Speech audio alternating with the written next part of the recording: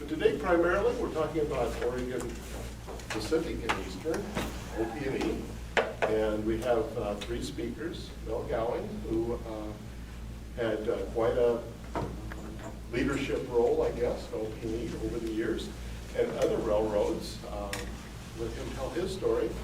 And Bill and Lauri Caldwell, who worked during those glory years of our excursion train that went up the Goose, went up the valley. I still miss the train, but I'm not the only one there. I think everybody in here does. And so I think Mel, was it you that was going to go first today? I see Lauri's nodding, and she's the director, so it must be that way.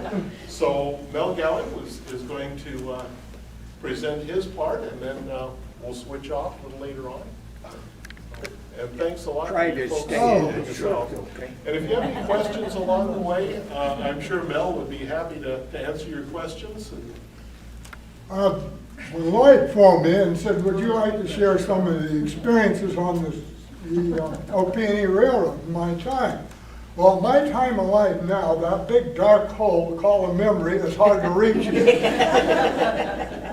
But I come into the OP&E Railroad in 1959. I was hired there as an accountant, and that was right after Georgia Pacific sold or bought the railroad from Booth Kelly Holdings. And at that time, Booth Kelly Holdings, they sold to Georgia Pacific for $94 million. And the first year, they amortized $50 million, which means something's got to happen in that period. They sold one heck of a lot of logs. When I come in there, we was moving 100 carloads of logs a day over the interchange in Cottage Grove. The Latham interchange down behind the Lincoln School down there, junior high school, we built that and put it into operation. That's where we would interchange these 100 carloads of logs a day. And one of the things I remember most about the interchange down there, the Southern Pacific was pushing in a set of cars one night. Apparently the brakeman went to sleep and didn't stop the train, and the last car ended up on Grant Street. But anyway, that started quite an operation there. We had all sorts of problems. Georgia Pacific owned some other railroad that was in abandonment at that time, so they were bringing one of the locomotives up to Cottage Grove so we could have our 2 train a day operation.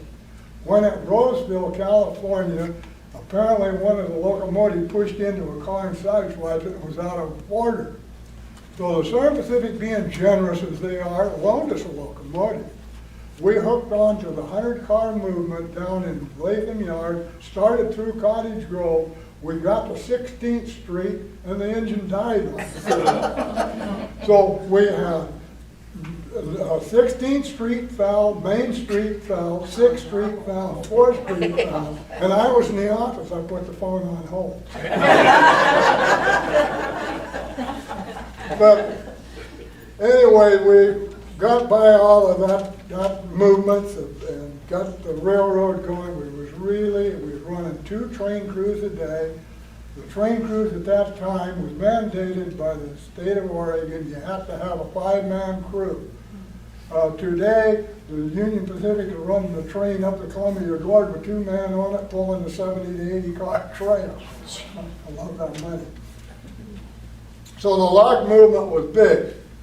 In 1961, old number 1, I don't know if some of you remember that old locomotive, it was 1959 in the Centennial of Cottage Grove. That locomotive was put into service, and we went haul people up to Cottage and back. And then they retired it. We donated that locomotive to the city of Cottage Grove, and we put that in the Cottage Grove Park down about where the tennis Yeah. down there. Does any of you remember that? Bill Workman had a little collar tractor and he pulled it down Main Street. We built a railroad in front of it, pull it on, and then continue it on. Yeah. Okay, so 1962, one of the memories I have of that, Larry Chapman, the Bohemia Lumber Company, it seemed like we had a new influx of teachers coming into the education system here in Cottage Grove. Larry promoted a train ride up to Bohemia Mill where he loaded all the people on in Cottage Grove. We had to build a car. We took a flat car and made a passenger car out of it by putting the seats on it. And pulled that up to Cope Creek, and these teachers could get a view of what the economic base was and what their students would come from. And it was quite a neat scheme and very enjoyable. And an eye-opener. Absolutely, yeah. It was that. Then in 1963, the manager of the general manager of the OP&E was the general manager of all Georgia Pacific Shoreline Railroads in the Northwest. He had a couple of grandkids. I think he wanted to take on a train ride. So he made some arrangement. Again, we built a car and we give the Boy Scouts a free ride on the train and a hot dog. And we've done this for 5 days straight. And it was a real success. Yeah. Then in 1964, was my first surprise in the railroad business. The Pennsylvania Railroad went bankrupt. And what effect does that have on a little railroad out in Cottage Grove, Oregon? Well, it had this. The Interstate Commerce at that time said all railroads will ask for approval before they borrow money. And they would have to gain the Interstate Commerce approval. Well, Georgia Pacific, the way they was expanding, wasn't going to ask the Interstate Commerce Commission approval of buying another holdings that they were that. So they put the railroad up for sale. And the potential buyer was Bohemia Incorporated. They had some kind of an arrangement, I'm not sure what, with U.S. Plywood at the time. And U.S. Plywood owned the McLeod River Railroad, so they sent the general manager of the McLeod River Railroad up to Cottage Grove to view the OP&E line. And I don't know if you remember Lloyd Griggs. He would tell me later that Bohemia phoned him up one day and says, "How'd you like to run a railroad?" And Lloyd replied, "Only if I can blow the damn whistle." But anyway, the Interstate Commerce Commission reversed the position and the railroad went off of the market.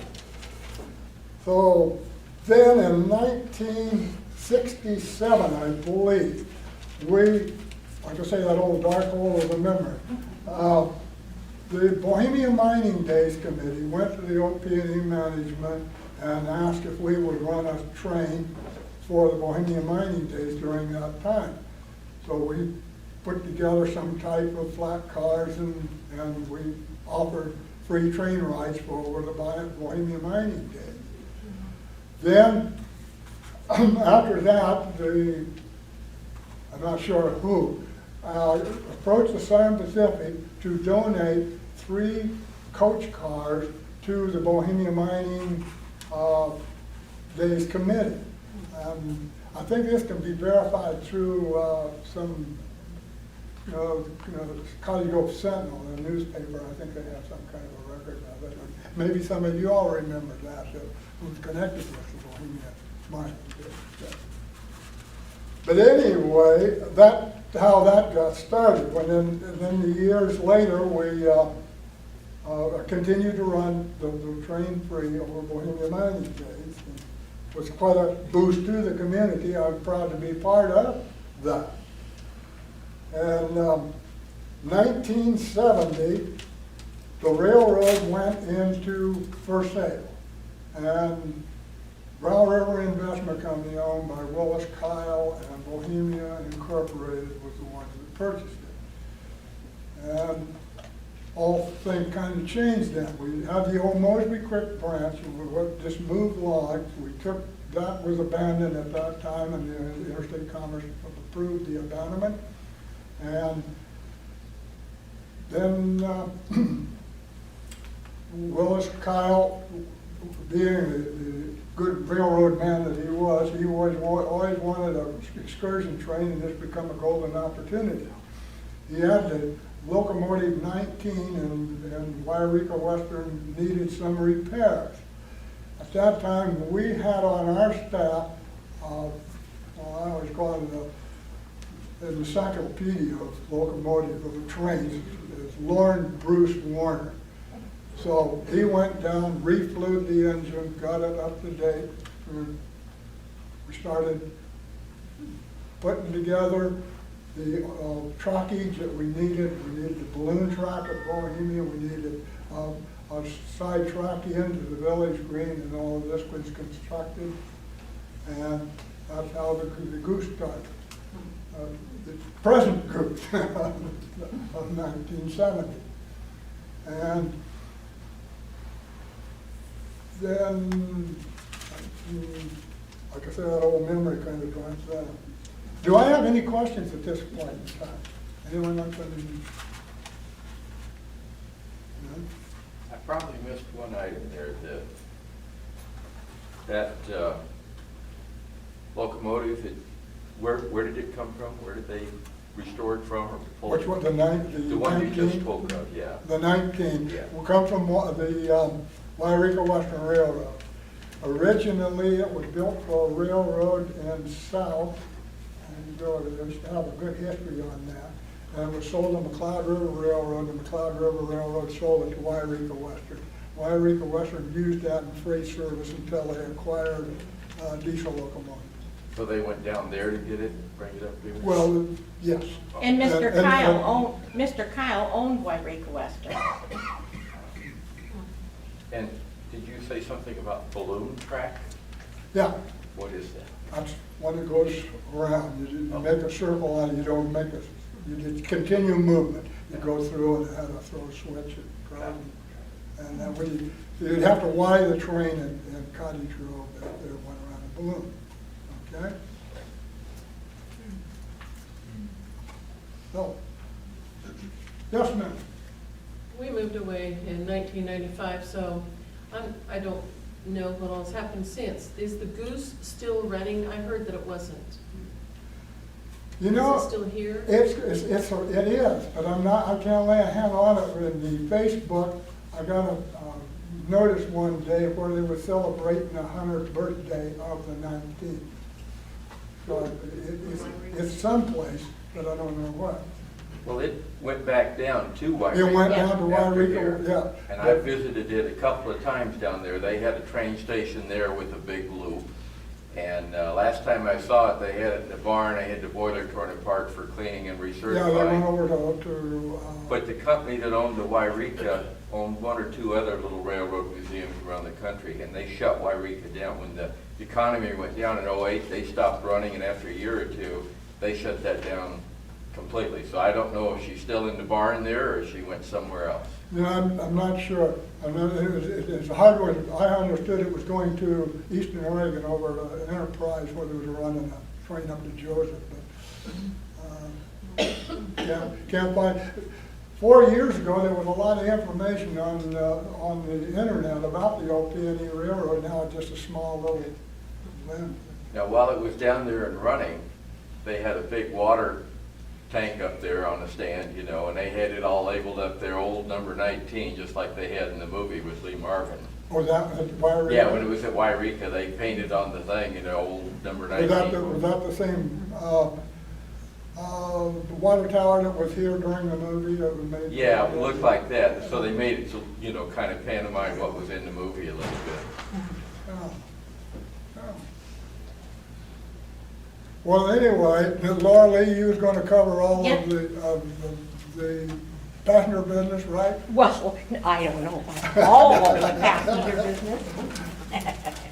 First of all, I have a co-worker in the audience that I worked with for years. Susan Garman, would you like to stand up? I'm glad to have Susan here. It was a nice surprise to see her walk in the door. The lure of the railroad has always been installed in me since I was a child. My father used to take us to see the streamliners in Lansing, Michigan as they came in and roared and were so magnificent. So when Bill and I came back to OP&E in 1969, and the opportunity came up for me to apply for the job at the Oregon Pacific and Eastern Railway, I was really excited. I had a grandfather who was an agent in Michigan and an uncle who was on the railroad, and I was so happy to be part of the railroad. So I borrowed my next door neighbor's manual typewriter and practiced and practiced and practiced so I could take my typing test and get the job at OP&E.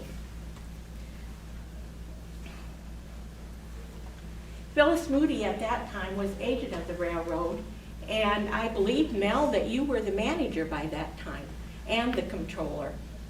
And as Mel told you, the railroad had been bought by Willis Kyle in 1970. It was owned by Mr. Kyle and Bohemia Incorporated. Before Mr. Kyle took it over, they had run excursions during Bohemia mining days, as Mel told you. Here on the table you will find, since I was the last person out the door when Willamette Industries had the auction, I gathered up as much stuff as I could to save, and all of that will be donated to the Historical Society when they have a place to display it. So some of the things, some of the pictures and things that are on the table, I don't even know what they are or who they were, and they were clear before my time. But when he decided to have a passenger train, the governor came, they pounded the golden spike. There's some pictures in one of the envelopes of that, and it was a big, big deal. And you have to understand that in those days, women really didn't do very much on the railroad except paperwork. And I was the first female to do a yard check in the OP&E yards. Now, a yard check is when you go out and you look at the box cars and you write down their number and you see what the tear is on it so they can tell how much they can load in the car. You write it all down, you take it into the office, type up a switch list, and then mark up the cars that the train crew would take up to several mills that we had in the area, which were W.W. Lumber, which was over there behind where the carpet place is now. And you would have loved the floor in W.W. Lumber because it went like this. And Vivian White was in the office, and she was in charge. And I couldn't remember, talk about old age, I couldn't remember the name of the guy who owned WW. But there was WW, then there was R&R Cedar, not Starfire, Dooley and Steel, Bohemia Incorporated, and we serviced all of these different areas on our lines. So we received the cars from the Southern Pacific, they came into our yard, and then they went out and were spotted at the mills. So we had, at one time we had, I know some of this is not passenger related, but at one time we obtained hundreds of dismantled cars that were stored out to Dooley and Steel. Now, Dooley and Steel used to be located, for you old timers, you probably remember, out there where the bike path starts, out there where you park your car and everything. That was all Dooley and Steel right there. And there was hundreds of cars stored there. And we also sold cabooses. Oh, if that wasn't fun. And we had calls from all over. They wanted to make it into a recreational. But in order to have a caboose, you had to hire this big, long flat car behind a truck and get a crane, load the caboose on there, and then take it to your place of business. But I don't remember how many cabooses that we sold. Well, in 1972, the year that I was hired, which 40 years ago, oh my goodness, when I thought of that, I thought, oh my goodness. That was the year that Emperor of the North was made. And what an exciting time it was around the office. I mean, we had all these movie stars, Ernest Borgnine, Lee Marvin, all in our vicinity. They not only shot in the old OP&E shop, but they did makeup in the back office. So it was really a fun time. And because it was so busy, the only time I got to go out and see any filming of the movie was one day when they were filming. If you've seen Emperor of the North, there's a fight scene where they're fighting with chains and everything and hitting each other. Those were rubber. But I got to see them film that shot and watch them as they went down the line. So that was really fun. And my autograph book from that time is there on the table. You'll see Ernest Borgnine. Ernest Borgnine was very much a part of the community. He loved Cottage Grove. Not only did he love Cottage Grove, but he loved blackberries. And the train crew told him if he kept eating those blackberries, he was going to get a terrible disease. And so Ernest Borgnine, but Lee Marvin was another story. You didn't approach him. So it was a really fun time and exciting time. And I believe that Lloyd is planning sometime in the future to have some kind of a video program of the movies that were made on OP&E. Emperor of the North, Stand By Me, those were the two big ones. Of course, The General, I believe some of you have viewed that during their winter program. And it was just really a fun time.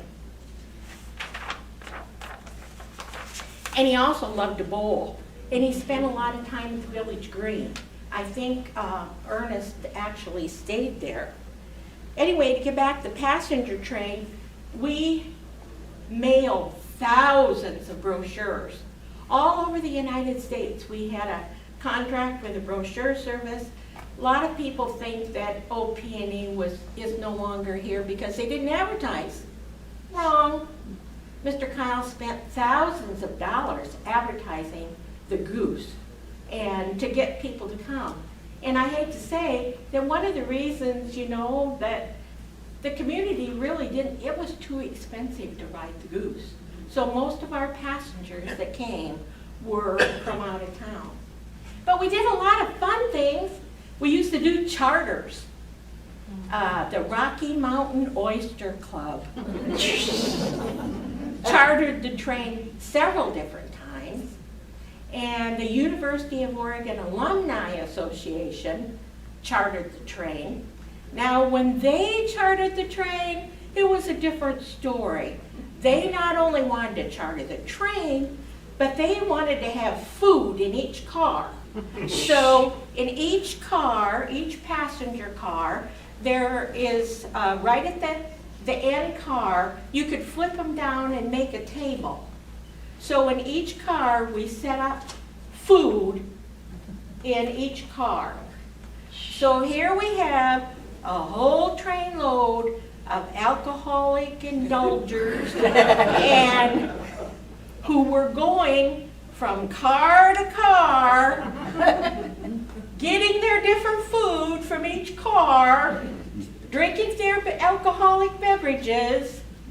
It was really quite something. But we made it through. I ran beer up and down the aisle that night, cases of beer, back and forth from the beverage car up to wherever they needed it. But it was a fun time, and they enjoyed it, and we got them all home safely, and nobody died, which was good. One of the other charters that we had was from elementary school, third graders up at Monmouth. And we had all the third graders that came down to ride on the train. Now at that time, the Levittai gang was still in operation and were still doing their bang up, you know, shoot 'em up and all that, which we all miss. But instead of robbing the train, we didn't want that violence for the kids, because violence wasn't a form of life back then. But we wanted them to have a good time, and so they took the apples from the teachers, and the kids just had a ball. And you will find down to the end some of the letters. Here's one. Dear train people, I like the train a lot. I like the most of all was the part where you handed out money. We had fake money that we gave them. Dear Blue Goose workers, I'm glad you could let us come on the train. It was very nice of you. I really like the cops and robbers, especially Abigail and her apples. Thanks lots. So they sent all these letters to me, and I saved them. I'm a saver, thank goodness, you know. And it was, the letter down there from the teacher said, would you please send a transcript of the train ride, and because there's other schools in the area that would like to come and ride the train. You notice that I talk a lot off the top of my head. I did make notes. But one of the other things that we used to do was dinner on the diner. Now, we purchased a dining car, and we would prepare the meals. We didn't prepare them in the kitchen, but we prepared the meals ahead of time, and people would call and make reservations. And my goodness, the phone used to ring off the hook in the office when we would have one of these dinner in the diner excursions. And that was another thing that they tried for a while to get people in. And, you know, it was just one of those things. And another thing we used to do was when the Village Green used to have a brunch, we would do a combination ride, a brunch to the Village Green and a train ride. And that was phone off the hook. Susan will say, you know, we never quit answering that phone, taking reservations, because we did all that in the office. The station store was out there by the Village Green where the train departed from. But we took all the reservations and everything out the office. So it was a very, very busy place. But it was a fun time. No trouble filling them up.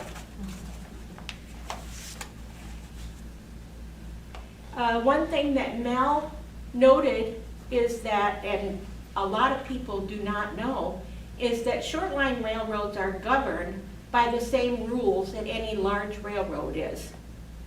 You don't have any variances. You still have to do the same things, the same kind of maintenance, the same kind of everything on a short line railroad that you do with a large railroad. And we were sad to see it go. When Willamette Industries purchased OP&E, you know, that was during a time in Oregon's history that it was really kind of sad. You know, lots of mills were closing. The Gypsy Moth embargo was on. And Willamette Industries never had any intention of running a passenger train or having that sort of thing. And so everything was sold at an auction. And at my home, and I didn't bring it today, Tom Rainey and Jerry Bakke were the vice presidents of OP&E at that time with Willamette Industries. And Tom wanted me to I have the picture of the Blue Goose that hung in the back office. Sorry, I'm a crier. you know, he wanted me to have that, and that will go to the Historical Society also. One year, there was nobody else available, so we cleaned the whole train, getting it ready for passenger service. And you know, it just had a deep, deep spot in our heart. One thing I left out was, we used to do car repair. That was my husband's expertise. Sorry about that. And the shop over there that the city has their city shops in now was the new car repair facility that we built after we obtained the Evergreen boxcar contract. Now, Evergreen was owned by Southern Pacific, and when we obtained that, it gave us the incentive to be able to build that shop over there, rather than, because we used to repair them right there in the shop on Main Street. All the cars would go in and out of there. So it was interesting. There was never a dull moment. There was wonderful people who worked for OP&E. A lot of them are gone now. Not many left. But it was a fun time. Do you have any questions? Yes? What is a short line? It's a railroad. How long is a short line considered, Mel? You know, the one thing I want to clear up, a short line is not as long as a regular railroad, but just as wide. Oh, yeah. I don't know, a short line probably is a minimum number of miles, you know, rather than a thoroughfare, you know, and we only went from Cottage Grove to Cope Creek. We didn't go out on the interchange lines. We interchanged with the Southern Pacific, and they took the cars and sent them to their destination. Oh, okay. So, yeah. So Wairika Western, Mr. Kyle owned several railroads. Mr. Kyle was an invalid. He had contracted a disease in Africa and was not able to walk. Mr. Kyle has ridden in my hooray car. Now, the reason it was a hooray car is when it started, I said, hooray, and off we went, you know, because somebody had to take them to the airport, you know, to catch their plane. But they were neat people. Lynn Cecil was his vice president of operations, and he owned Lahaina, Kaanapali, and Pacific, where Mel went and was manager, the Cumbres and Toltec, the San Francisco Belt, the Wairika Western, one, and there was another one, I don't remember what it was.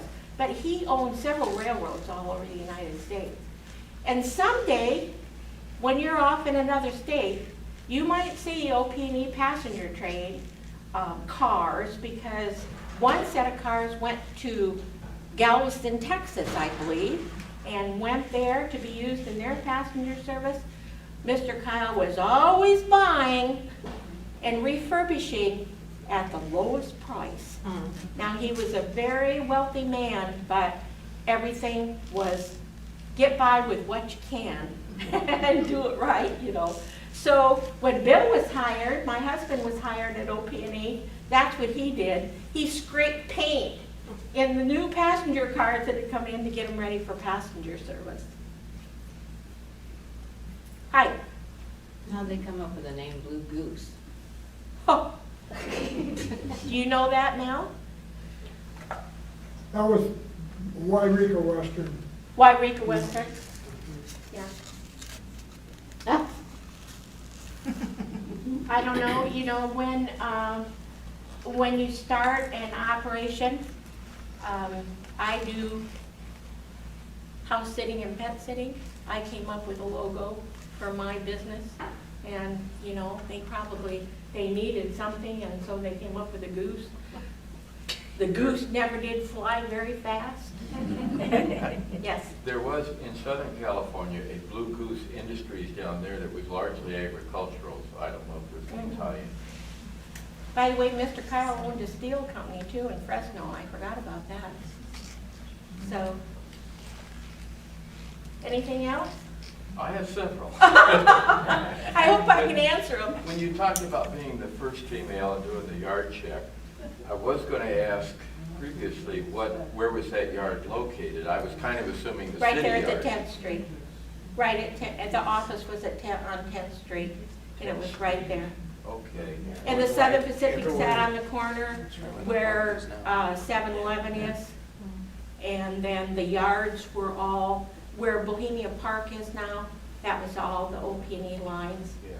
The water tower that they used in the movie, and the station thing that they used in the movie was all in the lower yard.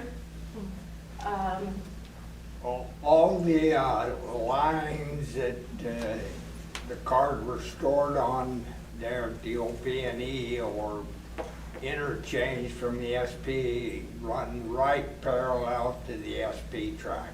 Yeah. And the SP could only go on certain tracks to pick up our cars, and certain tracks were ours. Now, then you talked about what's the city yard today. That was my first assumption, which is wrong. And I had noticed a while back that some of the shops back there are like old boxcars that sit on the side back there. Plus, there's a caboose in there, and I wonder what the eventual plans are for that caboose. They're all owned by the city. Okay, I wonder if the city has any plans. I also kind of wonder if Bohemia Park ever has any thoughts of having something that makes a reference back to what it used to be. Well, at one time, it was in the plans that they were gonna put a building there where the old OP&E office was, and have displays, because there was a lot of stuff that came out of the records room upstairs, old ledgers and things like that Bud Stewart has.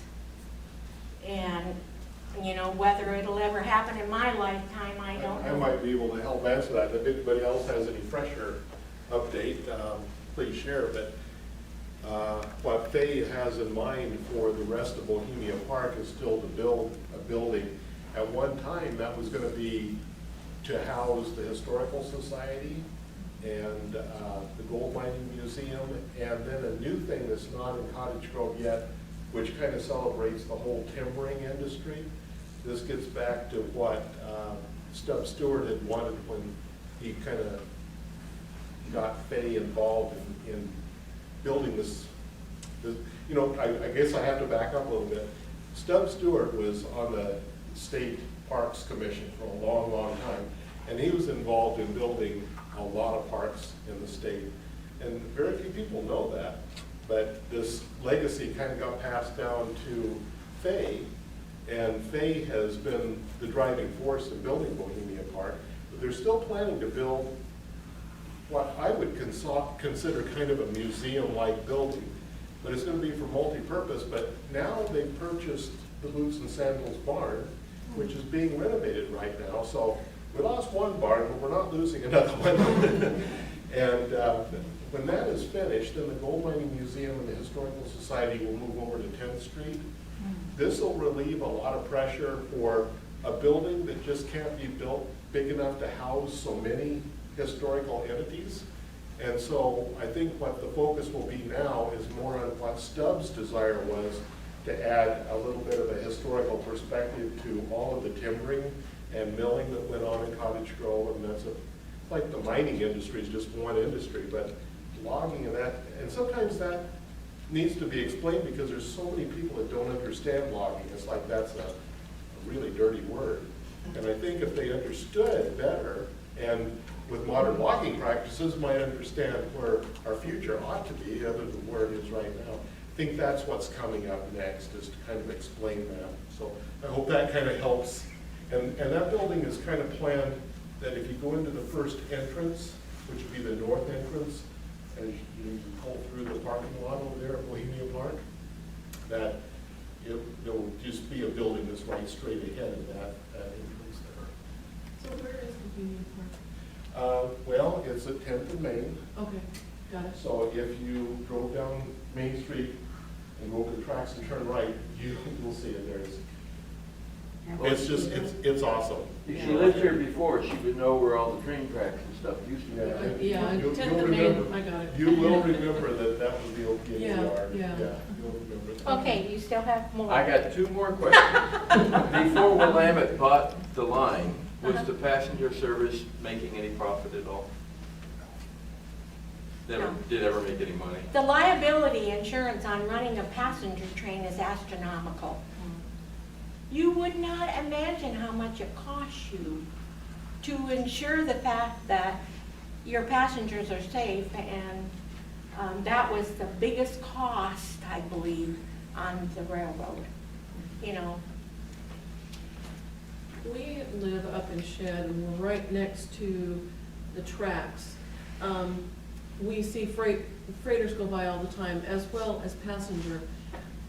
Do you know anything about, then, you're talking about the liability on the passenger trains? There's not always a lot of people on them, but do you know anything about Amtrak at all? Okay.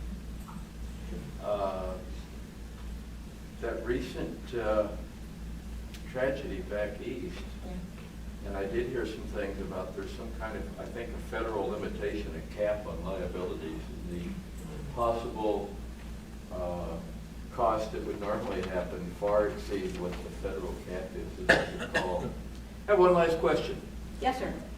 On the drinking charters up and down the line, Mhm. when you were talking about case after case of beer, I was wondering if any of those coaches had a lavatory in them. Oh, yeah. Yeah, I believe each car had a bathroom in it. Yeah, yeah. You know, and we've had the Dome car. We've had the Bud car. Now, the Bud car, I forgot to tell you this.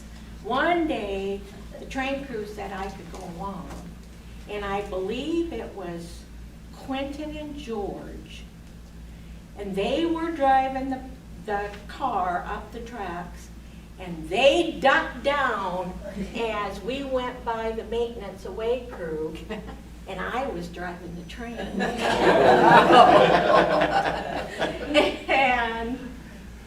And that was my experience at driving a train. So, yes. Do you know if the electric station bought any of our cars?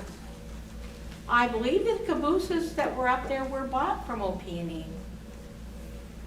I don't remember for sure. I have lots of records on how you did everything, but I don't have that record. The public broadcasting station has things, I think it's like Oregon, Steve Amon is the host, I think. They showed a place in Washington where they actually have a caboose motel. And it's all cool. cabooses that all been restored, and you can stay in those overnight and stuff like that. That's kind of nice. The one question I was wondering from earlier, it was said that they had taken a locomotive and put it, I suppose that was In the Corner park. Park. Mhm. What happened to that?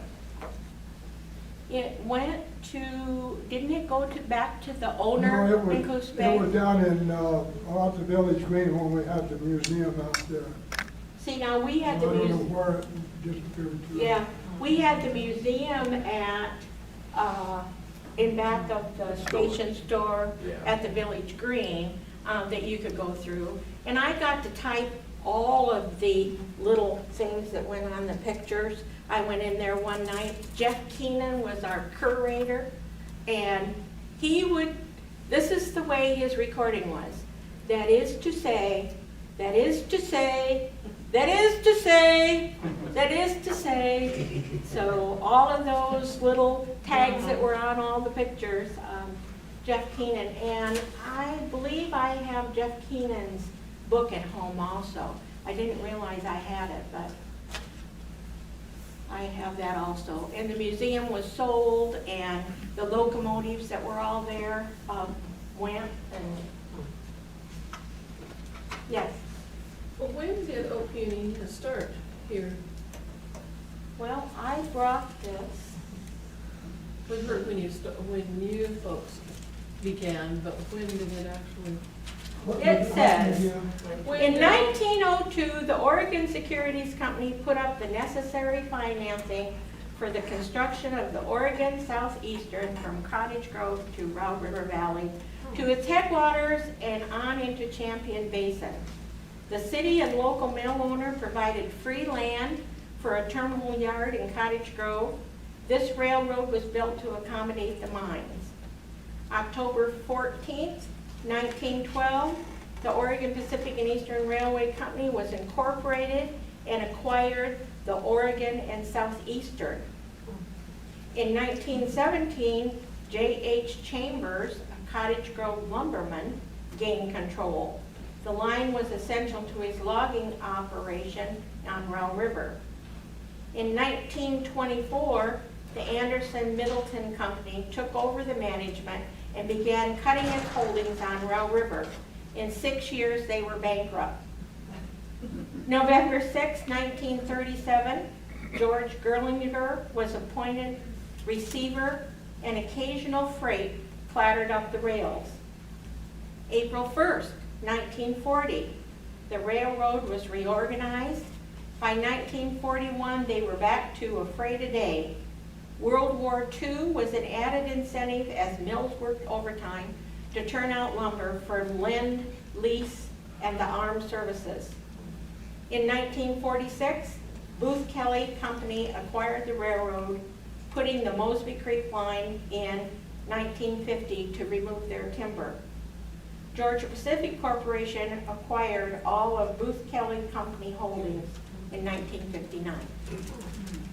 Lauri, and one thing too, to make it a little bit more clear in your mind, it didn't start out as OP&E, it started as OS&E, which is my reference to the old slow and easy. It was a very delicate little venture, I think. It took a while to get all, but people could buy tickets and stop at Dorena, which of course is now covered in water, and all the way up the line. I have a copy of an old ticket at home. I think it was like 10 cents or something to ride the train, and maybe 20 cents if you went all the way to the top. But then that shift, just a few years after it started, went from OS&E to OP&E, Oregon Pacific and Eastern. There That is, helps. I found up in the records room, there is one trip past stub book from 1918 that shows the people who rode the train and everything here that you might be interested in looking at. Anything else? Yes.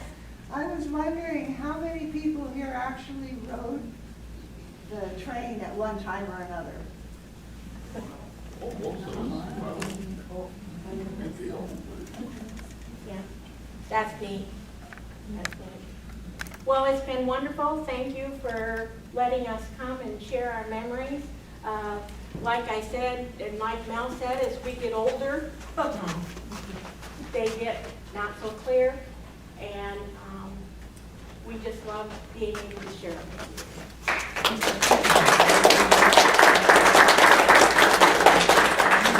Well, thanks to Bill and Lauri, and also to Mel. I think this was a wonderful experience, and hopefully you all learned a little something about that short line railroad. We do have some refreshments, and a reminder that we meet the third Saturday of each month except for July. So there won't be a meeting next week because of Bohemian Mining Days, and then we'll be back back again here in August. So enjoy the day, and thanks for coming out to our society meeting.